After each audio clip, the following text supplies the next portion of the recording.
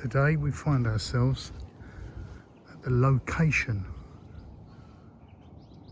St James's Church in Cooling in Kent, which inspired Charles Dickens' opening narrative for his iconic novel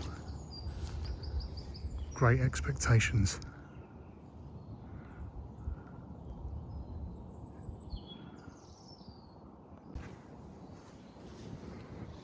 This is where Pip, in the book, would have been confronted by the escaped convict Magwitch in shackles, and after being threatened, Pip promises to bring him food from his brother-in-law's forge. In the desolate marshland outlined in the book, you can see out there going towards the estuary, the River Medway, and also characterised in the opening scene, the 13 little stone lozenges as described. Described as desolate, dreary marshland in that opening chapter. You can imagine this not like today, but while Charles Dickens was here, walking around, created the perfect setting for him to start writing about it. And fun fact, this gravestone here, apparently Charles Dickens would eat his sandwiches, his picnic, on the top of it. He'd either be just strolling around, or after attending a service in the church, he'd come outside, open up his sandwiches, his lunch, and just rest there. You can see that has now been worn away. The inscription. There are apps where you can take a photo and it helps work out what the writing was.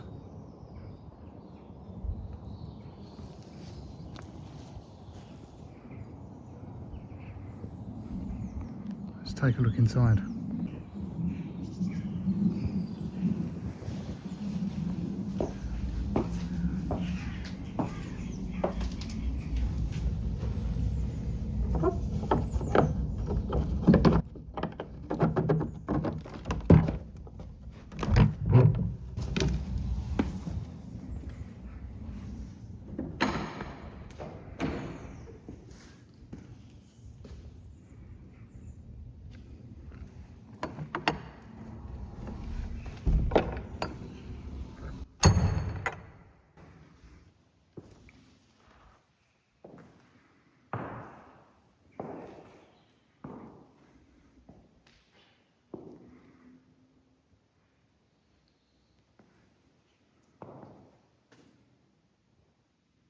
Wow, peaceful, historic, and to think that Charles Dickens would have attended services here, in this quaint little Kentish church, steeped in history. Inside, the church is light and spacious. There is a 500-year-old timber door that still swings on its ancient hinges, even though it now leads to a blocked north doorway. Another quirky feature is the 19th century vestry. Its walls are lined from top to bottom with thousands of cockle shells, the emblem of St James.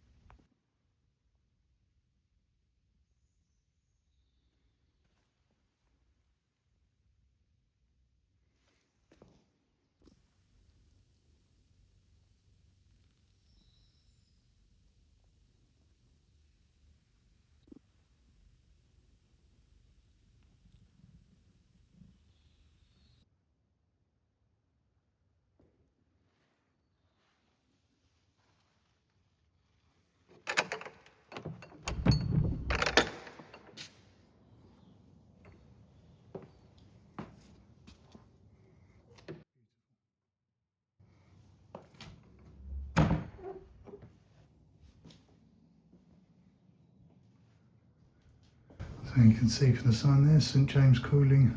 This church is cared for by the Churches Conservation Trust, the national charity protecting historic churches at risk. Although no longer used for regular worship, our churches remain consecrated and open to all.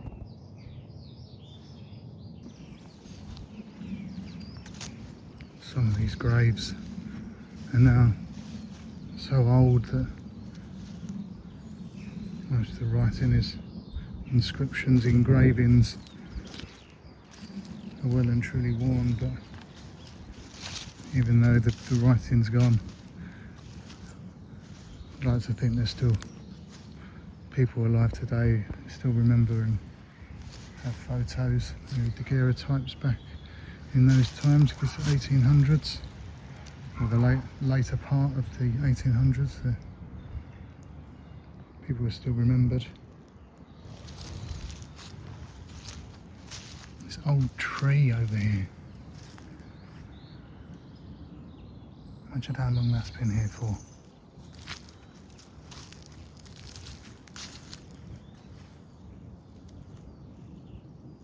And also to think that Charles Dickens, obviously known worldwide, some would say arguably the best author of all time,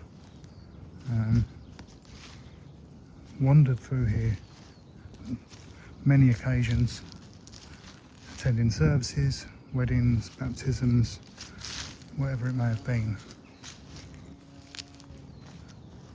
And that places like this have been an inspiration for not only Charles Dickens but so many writers, authors over the years.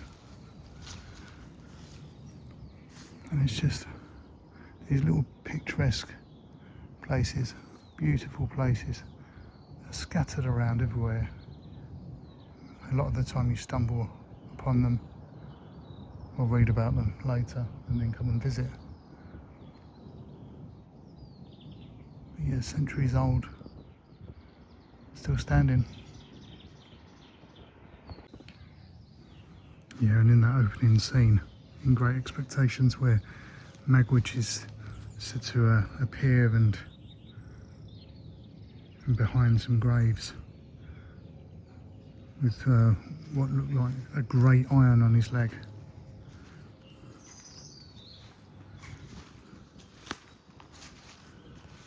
To terrify Pip, and where he would have fled across the marshes out that way.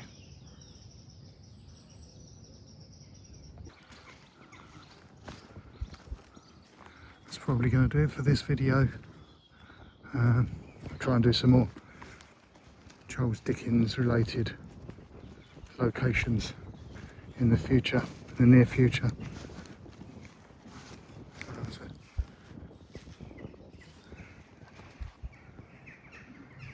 Beautiful looking gravestone there. I believe that's, yeah, 1800s. May very well have been here when Charles Dickens was walking around here as well. And those over the back near the front definitely were here.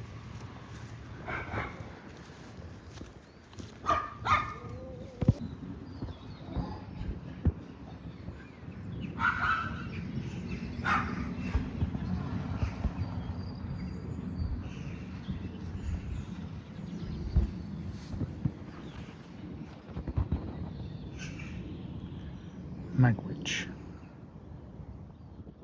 That's going to do it for this video. Thanks for watching. Hope you enjoyed it. Cheers.